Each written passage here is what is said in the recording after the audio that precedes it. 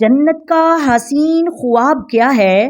وہی جو ہر مومن کے دل کی سب سے گہری خواہش بن جاتا ہے کہ نبی کریم صلی اللہ علیہ وآلہ وسلم کے قریب ہوں، ان کی مسکراہٹ دیکھیں، ان کے لبوں سے سلام سنیں، ان کے پہلو میں بیٹھ کر سکون کی وہ لذت پائیں جو دنیا میں کبھی نصیب نہ ہوئی ہو۔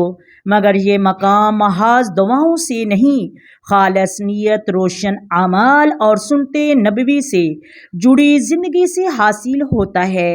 جنت میں ان کے قریب ہونے کا مقام بڑا ہی عظیم ہے، اور اس کے لیے کچھ ایسی نیکیاں ہیں جو دل کو نرم اور زبان کو پاک اور قدموں کو صراط مستقیم پر جما دیتی ہیں۔